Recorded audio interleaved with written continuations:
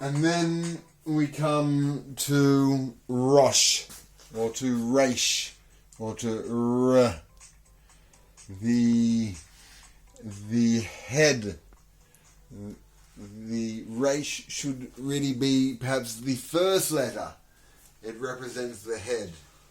It's mentioned in the beginning of the Bible, but Reshit, in the beginning, at the head.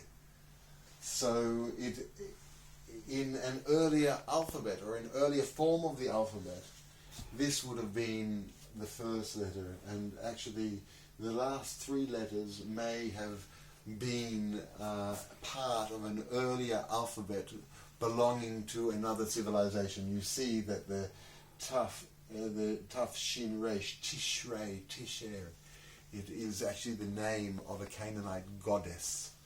So that these last three letters are particularly interesting. So the Rosh, the head, obviously to see the eyes when the letter appears, for all the purposes that we know of, the head is put into the alphabet. And most importantly, the use of the eyes, and for the most commonly used word with this letter is ro'eh, to see, and you obviously see with your head. And the next letter is the Shin, and that is also in the head. And it is the teeth, the shinayim, the shin, shinayim. And the idea of the shin is to grind into very, very small pieces, into very, very... And another word, to study, leshanen, means to grind something down, to know it so well, so perfectly, and leshanen, from to teeth it down, or to grind it down, your grinders. And the Shin also has a secondary meaning of fire, esh. But the idea that something is ground to make it and to heat it up, or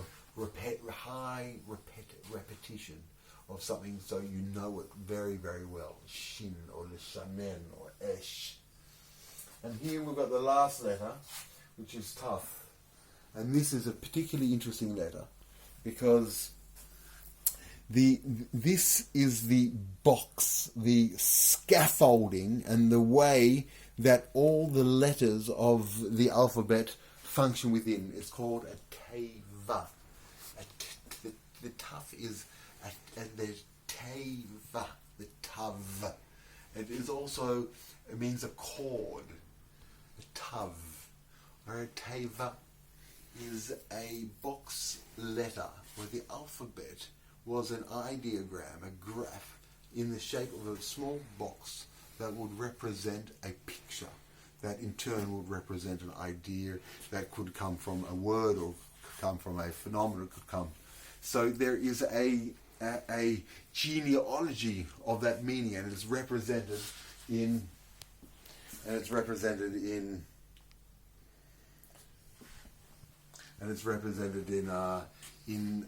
the box of the letter of the tav, of the teva. And there is a particularly interesting twist to this, because the entire story of Noah and the ark took place in none other than a teva, a box.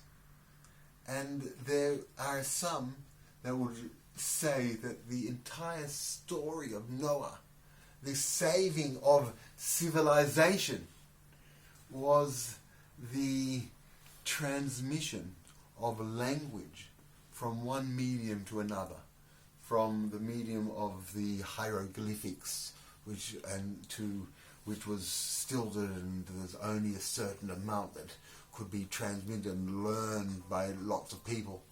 and to the transmit to the alphabet, to the box structure, which Noah championed. He built the box.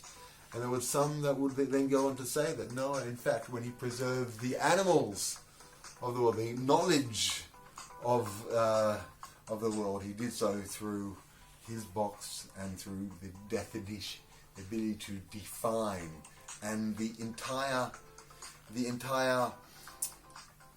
heritage of the tradition of Noah after him is in definitions and boxing and in letters, and in that way the preservation of humanity and its development.